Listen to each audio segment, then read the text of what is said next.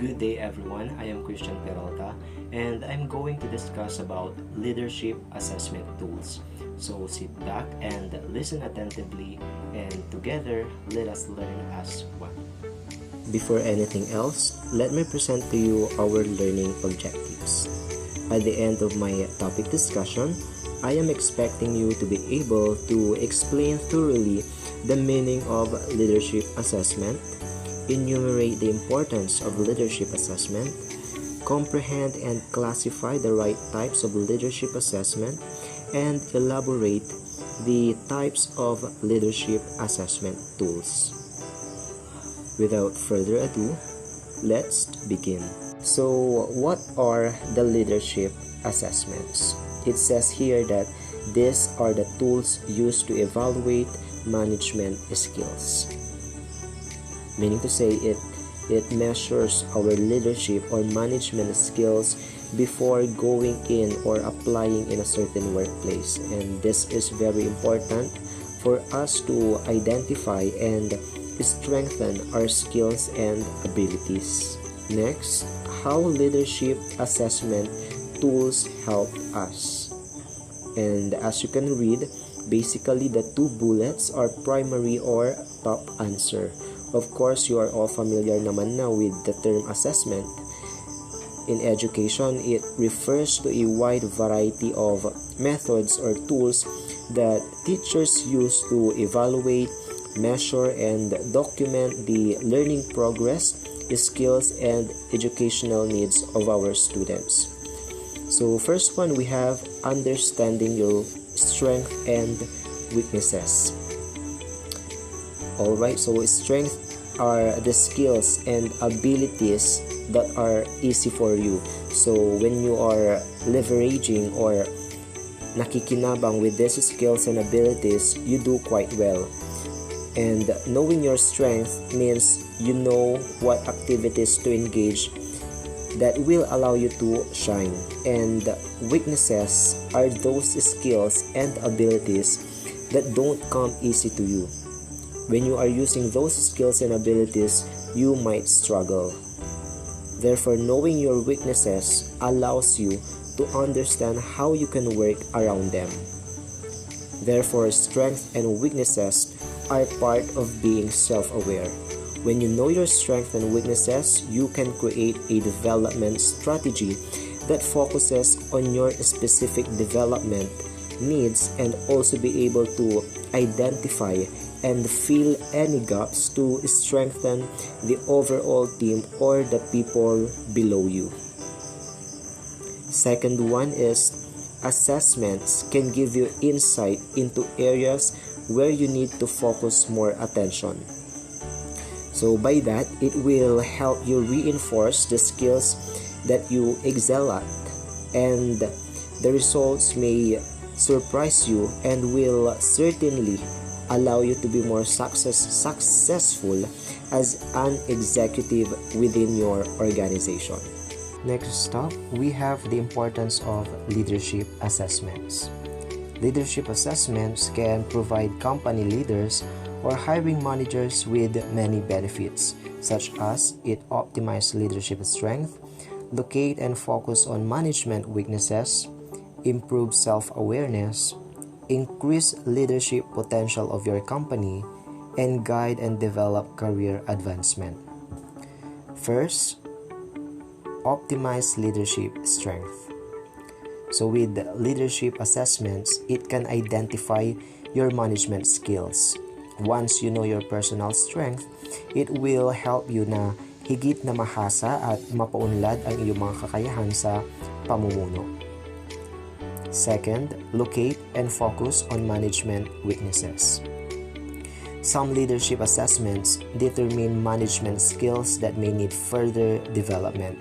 So ang leadership assessment ay nagbibigay ito sa mga manager or leader para sa mga tungkulin sa pamumuno at magkaroon ng pagkakataon na i-target at pagbutihin ang kanilang mga kasalukuyang hamon sa pamamahala. Third, improve self-awareness. Quality managers must understand their leadership abilities and traits. kung kaya't ang leadership assessment ay maaaring makatulong na mapataas ang ating kamalayan sa mga personal na kalakasan upang mapakinabangan at upang madaig ang mga hamon sa pamumuno. Fourth, increase leadership potential of your company. Some businesses or institutions create leadership development plans or written outlines of the future direction of our goals for the leadership at their company. And with leadership assessment, maaari itong makatulong sa mga kumpanya na makamit ang mga plano sa pagpapaunlad ng pamumuno sa pamamagitan ng pagkuha, pagsasanay at pagsusuri ng mga bagong aplikante. And lastly, we have guide and develop career advancement. Leadership assessment can help supervisors and managers create their future career plans. So ito ay maaaring makatulong sa kanila na magpasya na magpatala sa isang partikular na uri ng programa sa pagsasanay sa pamamahala upang mas mapabuti pa ang sarili at mga kakayahan bilang leader. We now move on to selecting the right type of leadership assessments. First is personality. So this type of assessment is looking at the aspects of personality that drive an individual's behavior. The only option for assessing personality is through self-reporting. However, the validity will come from how the questions are constructed and how easy it is to fake the assessment. Second types of leadership assessments is behavioral style. So these types of assessments measure patterns of observable behavior. The frameworks that behavior is measured against will differ depending on the assessment and theory behind it. So assessment that assess how an individual's behavior is perceived by others are going to be more useful for leadership than those that assess an individual's self-perception of their behavior. But self-perception assessments do have their place. Next is the skills. A skills assessment identifies a skill proficiency or gap. In a leadership sense, this helps you understand whether or not individuals are proficient in a leadership skill set. Like for example, understand how to carry out all of the tasks involved in a leadership role. And lastly is the cognitive ability. These types of assessments measure various mental abilities such as verbal and numerical ability, reasoning and reading comprehension, and some cognitive ability assessment measure distinct abilities, while others measure a combination of different abilities to provide a measure of general mental ability. And now let's talk about leadership assessment tools. So there are lots of leadership assessment tools we could search and use to test our kind of leadership, be it more on personality, behavior, skills, and cognitive. But I only provided 5 examples or tools which you could consider to try. So first is the Institute for Health and Promotion's Emotional Intelligence Quiz. The Institute for Health and Human Potential or IHP offers a thorough assessment of emotional intelligence. Ibig sabihin sa tool na ito, nasusukat ang emotional intelligence ng isang leader sa abilidad ng isang leader na panghawakan, i-handle, balansahin at unawain ang kanyang personal na emosyon at maging ang pagiging sensitibo at maunawain sa emosyon o nararamdaman ng mga tao na nakapaligid sa kanya o mga kasama niya sa work area. So the IHHP's quiz is web-based and free for users to take.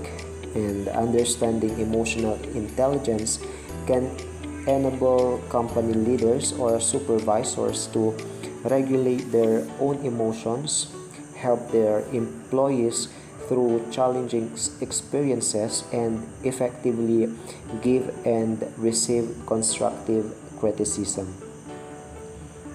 Ngayon, dumako naman tayo sa pangalawang tool at ito ay ang Leadership Blind Spot Assessment. So the Princeton Management Consulting Group or Princeton MCG offers a leadership assessment that evaluates a test taker's blind spots. In psychology, blind spots refer to a person's lack of awareness about some of their own characteristics or skills. Ito yung mga action, attitudes, or behavior ng isang leader na mismo siya sa sarili niya ay hindi niya ito alam o napapansin. Ngunit alam ito ng kanyang mga kasama sa trabaho or work area. So ginagamit itong blind spot upang palakasin ang mga good traits and abilities ng isang leader at sa gayon ay maisaayos maging ang mga hindi gaanong kagandahang katangian ng isang leader. Ayon din sa the Princeton MCG assessment, nagagamit din ang assessment na blind spot upang makita at masuri ang mga magaganda at hindi magandang characteristics ng mga kasapi sa grupo, maging ang kalakasan at kahinaan ng kumpanya na pinagtatrabahuan. Ngayon, dumako naman tayo sa pangatlong leadership assessment tool, ang the Leadership Circle. The Leadership Circle assessment provides an executive with feedback on how others experience their leadership. Kung pamilyar kayo sa roundtable discussion, parehas sila ng sistema. Ang grupo or circle ay nilalahukan ng leader at ang kanyang mga kasapi. So sa assessment na ito, magbabahagi ang mga nasasakupan ng kanilang mga komento, reaction or suggestions at mga pananaw sa panunungkulan ng leader, kung nagiging effective ba itong leader o hindi, at kung may mga dapat ba siyang baguhin or i-improve sa kanyang panunungkulan. Ganyan ang magiging sistema o iikot ang assessment. Sabi nga nila, the real power comes from the perspective and insights gained around reactive tendencies.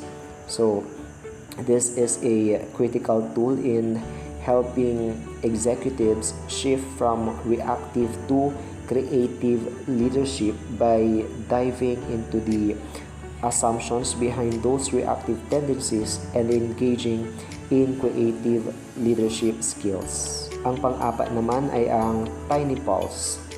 Some leadership assessments do not require company leaders to take the evaluations themselves. Instead, a company leader supervises team members or colleagues complete the leadership assessments. Dito sa assessment na ito, ang most important asset is the people. To keep people engaged, you need to maintain a healthy, vibrant, warm, welcoming culture and show your employees you truly care about them.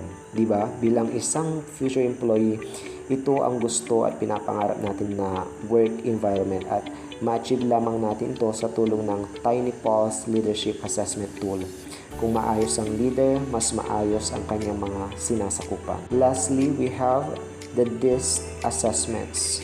These assessments are among the most popular leadership assessments. This test asks questions about a person's observable behaviors and evaluate how candidates approach challenging situations, communicate with others, and solve problems. So sa assessment naman na ito, ang sinusukat ay ang behavior aspect ng isang leader. Kung papaano siya kumilos, mag-isip at gumawa ng solusyon. Maging ang pakikitungo niya sa ibang tao.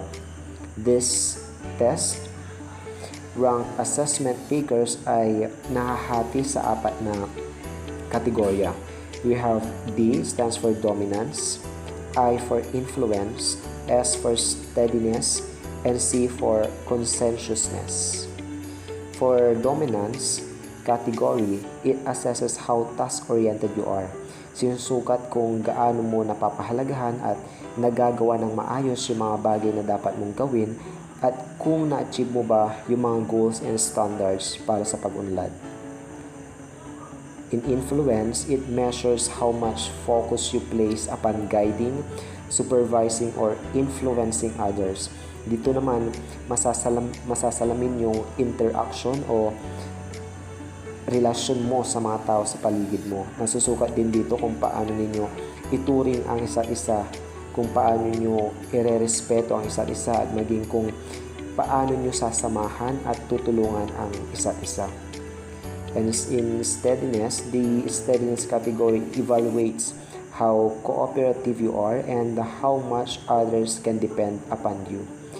And lastly is the conscientiousness, which analyzes the amount of attention you give to the accuracy and quality of a task and results.